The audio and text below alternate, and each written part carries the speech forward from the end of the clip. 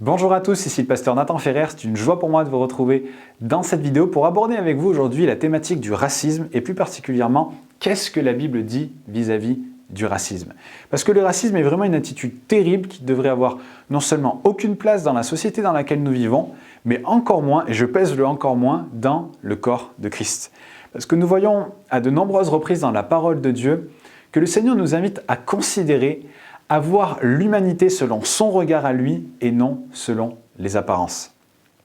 À travers l'histoire de l'humanité, il y a de nombreux mouvements, de nombreuses nations et même de nombreuses religions qui ont adopté l'idéologie raciste, ce qui a donné comme résultat vraiment des divisions entre les êtres humains. C'est pour moi l'un des facteurs principaux de la division entre les êtres humains. Parce que le racisme, il va bien au-delà même de la couleur de peau.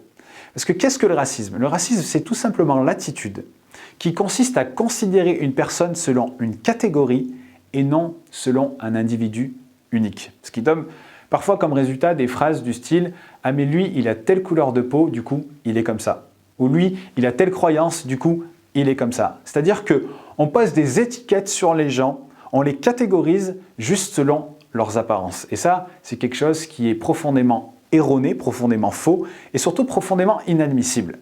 Et parce que ce racisme, il est présent depuis toujours dans le monde dans lequel nous vivons et parfois même malheureusement dans le corps de Christ, eh bien c'est important de regarder à la parole de Dieu pour avoir des réponses et des conseils. Et on va tout d'abord regarder un passage qui pose pour moi un fondement important.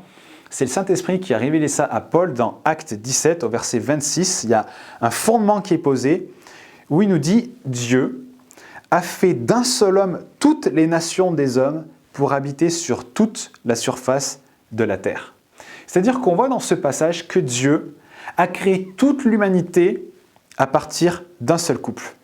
Ça veut dire qu'il n'y a dans la création aucune place à la supériorité d'un groupe par rapport à un autre. On est tous créés à l'image de Dieu et tous, on se retrouve dans la condition humaine d'Adam et Ève. De ce constat-là, il n'y a pas quelqu'un qui peut s'élever au-dessus d'un autre. On descend tous de Adam et Ève Adam et Ève, c'est Dieu qui les a créés. Dieu a créé l'humanité et personne ne peut s'établir comme supérieur à l'autre. Tous ont été créés à l'image de Dieu, même si nous sommes différents. Et à cause de cela, eh bien, on doit considérer l'autre comme notre égal. Nous sommes les mêmes devant le Seigneur. Il ne fait pas de considération de personne. Et c'est très intéressant de voir qu'au tout début de l'histoire d'Israël, eh bien Dieu a donné des recommandations même sur comment se comporter avec l'étranger, comment se comporter avec celui qui a une culture différente, une couleur de peau différente, une manière de vivre différente. Et il dit dans Lévitique 19, au verset 33-34, « Si un étranger vient séjourner avec vous dans votre pays, vous ne le maltraiterez pas. Vous traiterez l'étranger en séjour parmi vous comme un Israélite, comme l'un de vous.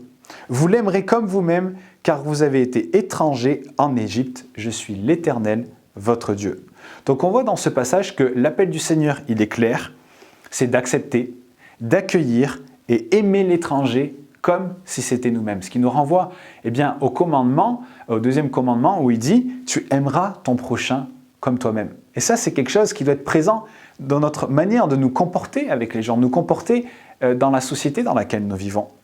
Et on a de nombreux exemples de cela aussi dans le Nouveau Testament et déjà avec Jésus lui-même. Repensez un petit peu au comportement que Jésus a eu dans une époque où eh bien, finalement il a tout défié, il a défié les préjugés, les discriminations de son époque en se laissant approcher par ceux que la société rejetait.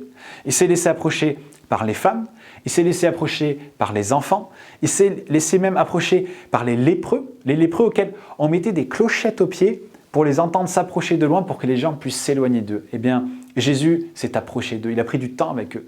Il s'est laissé approcher par les prostituées, par les gens de mauvaise vie et même par les collaborateurs romains. Et à cette époque, il y avait deux peuples qui étaient profondément haïs. C'était les Samaritains, parce que les Israélites les considéraient comme des hérétiques. Et puis il y avait les Romains, parce qu'ils étaient sous l'occupation romaine. Eh bien, regardez dans les évangiles et même dans le Nouveau Testament le nombre d'enseignements qui sont donnés au travers de ces deux peuples. Regardez déjà avec la parabole du bon samaritain, avec la femme samaritaine au puits, au Samaritain qui a été guéri, qui était couvert de lèpre. Pensez aussi aux Romains avec à la fois de ces 3 centurions romains, le premier dont le serviteur était malade, le centurion qui a eu à la croix, et puis le 3e centurion le plus connu, on l'oublie, mais il était centurion, eh bien c'est Corneille. Corneille qui nous est dit était originaire d'Italie. Et on voit que Dieu a déployé de grands efforts pour amener Pierre à justement aller au-delà de ces préjugés qu'il y avait à cette époque et même aussi de la croyance qui disait que le juif ne pouvait pas aller sous le même toit que le païen et même manger avec lui. Et on voit que Dieu va enseigner Pierre, va le reprendre en lui disant « mais tu vas aller chez Corneille et tu vas manger avec lui et tu vas l'enseigner ». Et on voit que au travers de cette révélation de Pierre, eh bien Pierre va revenir ensuite à Jérusalem et annoncer tout cela aux autres parce que c'est quelque chose que Dieu voulait voir se déployer, cette acceptance de l'autre, parce que c'est quelque chose qui est important dans le cœur de Dieu. Et on voit aussi même l'effusion de l'Esprit à la Pentecôte. Je suis toujours émerveillé de cela, mais de voir comment le plan de Dieu est aussi confirmé au travers de toutes ces nations, de toutes ces cultures, de toutes ces langues qui se sont manifestées à ce moment-là. On voit que c'est une richesse que Dieu a voulu, ces différentes cultures, ces différentes couleurs de peau, ces différentes langues. C'est quelque chose d'incroyable et c'est quelque chose que Dieu a créé et que Dieu a toujours voulu. On a aussi l'exemple, cette magnifique histoire de ce haut fonctionnaire éthiopien, rappelez-vous, qui était allé, on a l'impression qu'il est sur le chemin du retour et qu'il est là et qu'il est en train de lire les Écritures et qu'il ne comprend pas ce qu'il lit. C'est comme s'il cherchait Dieu sans y parvenir. Et on voit que le Seigneur va manifester finalement un grand miracle en envoyant Philippe d'une manière surnaturelle auprès de cet Éthiopien pour l'enseigner et pour finalement qu'il arrive à comprendre eh bien, cet amour de Dieu qui a été manifesté en Jésus-Christ. À lui, cet homme qui était eunuque et qui était éthiopien. Et pour finir, on a la preuve on ne peut plus claire de l'apôtre Paul qui nous rappelle que pour Dieu, il n'y a plus ni juif ni grec, il n'y a plus ni esclave ni homme libre, il n'y a plus ni homme ni femme, parce que tous vous êtes un en Jésus-Christ. Dieu, il ne fait pas de considération de personnes et il nous appelle à voir les gens, les personnes autour de nous comme lui le fait et à ne pas faire de distinction entre les personnes. Et nous voyons dans ce passage quelque chose de vraiment très très fort parce qu'il nous est cité différentes catégories et finalement le Seigneur nous invite ici à ne pas peser, à ne pas considérer les gens en fonction déjà de leur statut religieux, c'est pour ça qu'il dit juif ou grec. Peu importe la religion de ceux qui nous entourent, nous n'avons pas à les rejeter et à faire preuve de discrimination à leur égard à cause de ça. Ensuite, de leur statut social, esclave ou libre. Socialement, on peut ne pas être au même niveau, mais ce n'est pas pour autant que nous devons rejeter les gens pour cela. Et ensuite, de leur genre, homme ou femme. Chacun, nous sommes tous issus de la même humanité que Dieu a créée et il nous a tous voulu ainsi. Et c'est lui qui a créé les différentes races, les différentes tribus, les différentes nations, les différentes langues et les différentes couleurs de peau. C'est l'humanité que Dieu a créée et que Dieu a voulu et désiré. C'est dans son plan et c'est quelque chose que nous devons embrasser et au contraire pas rejeter.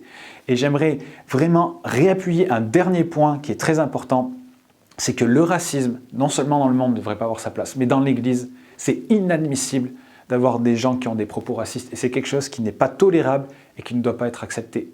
D'ailleurs, Jésus lui-même a dit à ses disciples, il a fixé la norme chrétienne quand il a dit « Vous êtes tous frères ». Nous sommes tous frères et sœurs en Christ. Peu importe notre couleur de peau, peu importe nos apparences, peu importe parfois peut-être une manière de vivre vis-à-vis d'une culture qui est différente de nous, nous sommes tous frères. Et le racisme n'a pas sa place dans l'Église du Seigneur Jésus. J'espère en tout cas que vous avez été enseigné, encouragé par cette vidéo. N'hésitez pas à la commenter, à la partager, à la liker, à mettre un petit pouce bleu et je vous retrouve très prochainement dans une nouvelle vidéo.